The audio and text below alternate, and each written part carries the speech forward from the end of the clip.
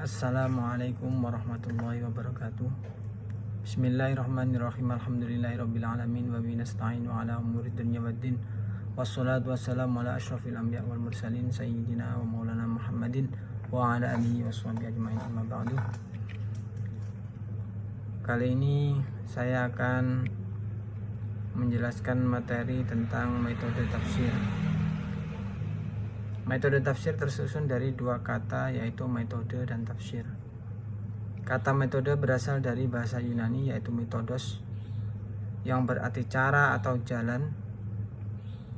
Di dalam bahasa Inggris, metode ini ditulis dengan tulisan method, sementara dalam bahasa Arab ditulis dengan thoriqah atau manhaj. Semuanya memiliki arti cara ataupun jalan. Dalam pemakaian bahasa Indonesia, biasanya kata ini berarti adalah cara yang teratur dan terpikir dengan baik untuk mencapai suatu maksud, baik dalam ilmu pengetahuan ataupun yang lainnya. Cara kerja yang tersistem untuk memudahkan pelaksanaan dalam suatu kegiatan guna mencapai tujuan yang ditentukan. Sedangkan tafsir secara bahasa mengikuti wazan taf'il, berasal dari suku kata al-fasru, terdiri dari huruf fa, sin, ro, yang berarti menjelaskan, menyingkap dan menampakkan atau menerangkan makna yang abstrak atau belum diketahui. Dalam lisanul Arab disebutkan bahwa kata al-fasru berarti menyingkap yang tertutup, sedangkan at-tafsir berarti menyingkapkan maksud suatu lafaz yang muskil atau belum jelas. Kemudian jadi metode tafsir bisa diartikan atau disimpulkan dengan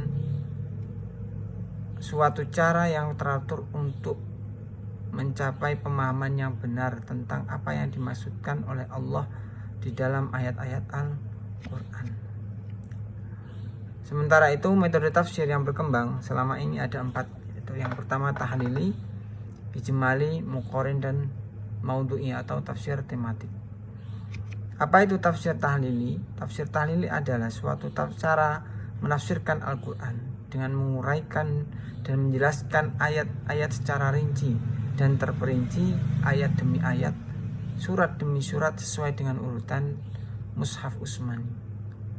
Metode ini mengkaji berbagai aspek ayat, mulai dari i'rab, makna kata, asbabun nuzul, kemudian munasabat ayat atau keterkaitan antar ayat, kemudian kandungan balaghahnya, keindahan susunan katanya, bahkan hukum fikih yang terkandung di dalamnya. Langkah-langkah tafsir tahlili mencakup 1. Menjelaskan makna kata atau kosakata dalam ayat, kemudian menjelaskan asbabun nuzul atau sebab turunnya ayat jika ada, kemudian menjelaskan hubungan ayat dengan ayat yang lain, kemudian membahas ayat dan ragam qiraat bacaan, kemudian menjelaskan kandungan balaghah atau keindahan susunan kalimat, kemudian menjelaskan hukum fikih, kemudian memberikan makna umum dan petunjuk-petunjuk dari ayat tersebut, atau kemudian menyimpulkan. Adapun tafsir-tafsir yang mengenai hal ini atau menggunakan metode ini, yang 1 tafsir Al-Quranul Azim karya Ibnu Katsir, kemudian tafsir Al-Bantani atau tafsir Al-Munir punyanya karya Syekh Nawawi Al-Bantani, kemudian tafsir Al-Tabari karya Ibnu Jarir At-Tabari, kemudian tafsir Al-Baidawi dan yang lain sebagainya.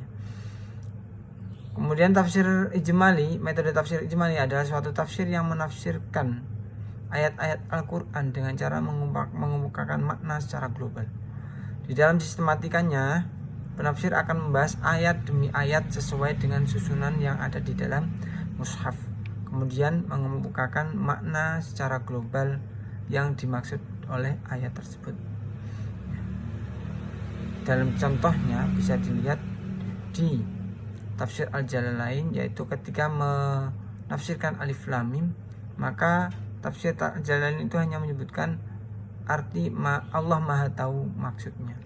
Kemudian ketika menafsirkan dalikal kitab hanya dikatakan yang dibaca oleh Muhammad. Di tafsir-tafsir yang menganut metode ini salah satunya adalah tafsir Jalalain karya Jalaluddin As-Suyuti dan Jalaluddin Al-Mahalli, kemudian Sifatul Bayan Lima'anil Quran karya Syekh Hasanain Muhammad Makhluf, kemudian tafsir Al-Wasit karya tim Majma' Al-Bukhus Al-Islami dari Mesir. Kemudian adapun tafsir Muqarin, tafsir Muqarin adalah metode tafsir yang menafsirkan sekelompok ayat Al-Quran dengan cara membandingkan ayat-ayat dengan ayat ataupun ayat dengan hadis ataupun pendapat ulama mufassir dengan pendapat ulama mufassir yang lainnya. Langkah-langkah teknisnya adalah mengidentifikasi dan menghimpun ayat yang memiliki keserupaan, kemudian membandingkan isi dan redaksinya, kemudian membandingkan ayat dengan hadis yang terkait apabila diperlukan, kemudian membandingkan dan mengkaji berbagai pendapat mufassir, kemudian menyimpulkan tafsir yang komprehensif sesuai dengan perbandingan tadi. Kemudian yang keempat, tafsir maudhu'i. Apa itu tafsir maudhu'i? Yaitu metode tafsir yang menghimpun semua ayat Al-Quran dan membahas satu makna atau topik yang sama, kemudian menertibkannya sesuai dengan urutan turun ayat atau asbabun nuzul, lalu dianalisa antar keterkaitan ayat tersebut, kemudian diambillah kesimpulan. Langkah-langkah yang diperlukan menurut Al-Hayyu Al-Farmawi atau ini Al-Farmawi adalah salah satu sosok perumus metode tafsir maudhu'i, mengatakan bahwa ada ketentuan-ketentuan yang harus dilakukan atau terpenuhi dalam metode ini. Yang pertama adalah memilih atau menetapkan masalah Al-Quran atau tema yang akan dikaji, kemudian melacak dan menghimpun ayat-ayat yang berkaitan dengan masalah yang ditetapkan, kemudian menyusun ayat-ayat tersebut secara runtut kronologi masa turunnya, disertai dengan pengetahuan menganalisis latar belakang turunnya tadi, kemudian mengetahui korelasi atau munasabah ayat, kemudian menyusun tema bahasan di dalam kerangka yang pas, melengkapi pembahasan dan uraian dengan hadis bila dipandang perlu sehingga pembahasan semakin sempurna, kemudian mempelajari ayat-ayat tersebut secara tematik dan menyeluruh dengan menghimpun ayat-ayat yang mengandung makna serupa, kemudian menyimpulkan dengan menggambarkan maksud dari kesimpulan ayat-ayat yang sudah dikumpulkan tadi. Jadi gampangannya, jika kita gambarkan, langkah tafsir maudhu'i adalah yang pertama menemukan tema atau menentukan tema, topik, kemudian himpun dan menetapkan ayat yang setopik, kemudian rangkai urutan ayat berdasarkan masa turun, kemudian analisis, kemudian susun pembahasan secara sistematik komprehensif untuk menyimpulkan ayat yang sudah dikumpulkan tadi dan mencari makna yang dimaksudkan. Jadi contoh-contohnya bisa seperti tema kemiskinan, anak yatim, dolim, keadilan sosial, hijab dan toleransi ataupun yang lain sebagainya. Dalam kesimpulannya, dalam materi ini adalah metode tafsir Al-Quran itu adalah suatu cara yang teratur dan terstruktur untuk mencapai pemahaman yang benar tentang apa yang dimaksudkan Allah di dalam ayat-ayat Al-Quran. Kemudian terdapat 4 metode tafsir, yaitu ijmali, tahlili, muqarin dan maudhu'i. Sekian materi yang bisa saya berikan, semoga ada manfaatnya. Wallahul muwaffiq ila aqwamit thoriq. Wassalamualaikum warahmatullahi wabarakatuh.